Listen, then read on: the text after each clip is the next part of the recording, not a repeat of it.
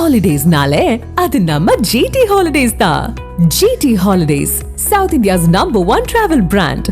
சமீபத்தில் பீடி மீதான ஜிஎஸ்டி வரி 28% இருந்து 18% குறைக்கப்பட்டிருந்த நிலையில் ஆங்கிலத்தில் பி என்று ஆரம்பிக்கும் பீடியையும் பீகாரையும் இனி பாவம் என்று கருத முடியாது என கூறி கேரள மாநில காங்கிரஸ் கட்சி தனது சமூக வலைதள பக்கத்தில் பதிவு ஒன்றை வெளியிட்டது. பீடியுடன் பீகாரை ஒப்பிடுவதா என கூறி சர்ச்சைக்குரிய அந்த பதிவுக்கு எதிர்ப்பு தெரிவித்து பாஜகவினர் பலரும் கண்டனம் தெரிவித்த நிலையில் இந்த பதிவை காங்கிரசார் நீக்கினர்.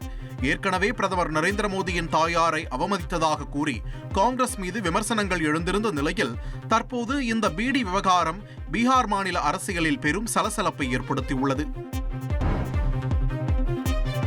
மகாராஷ்டிராவில் மணல் அள்ளுவதற்கு எதிராக நடவடிக்கை எடுத்த பெண் IPS அதிகாரியை தொலைபேசியில் மிரட்டியதாக எழுந்த குற்றச்சாட்டுக்கு அம்மாநில துணை முதல்வர் அஜித் பவார் விளக்கம் அளித்துள்ளார். சட்ட அமலாக்கத்தில் தலையிடுவது தனது நோக்கமல்ல என்று கூறிய அவர், களத்தில் அமைதி நிலவுவதை உறுதி செய்வதே தனது நோக்கம் என்றும் தெரிவித்துள்ளார். காவல்துறை மற்றும் காவல்துறையைச் சேர்ந்த அதிகாரிகள் மீது மிகுந்த மரியாதை உண்டு என்றும் சட்டத்தின் ஆட்சியை தான் மதிப்பதாகவும் அவர் தெரிவித்துள்ளார். சட்டவிரோத மணல் அள்ளுதல் உட்பட அனைத்து நடவடிக்கைகளும் சட்டப்படி கையாளப்படும் என்றும் அஜித் பவார் உறுதியளித்துள்ளார். மகாராஷ்டிர மாநிலத்தில் தனியார் நிறுவனங்களில் வேலை நேரம் 9 மணி நேரத்தில் இருந்து 10 மணி நேரமாக உயர்த்தப்பட உள்ளது.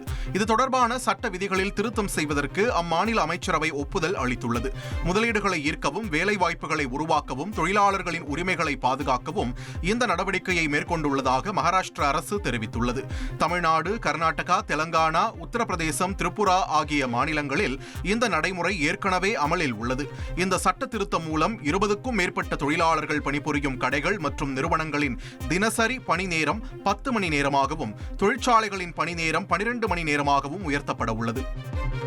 ஹாலிடேஸ்னாலே அது நம்ம ஜிடி ஹாலிடேஸ் தான். GT holidays, South India's #1 travel brand.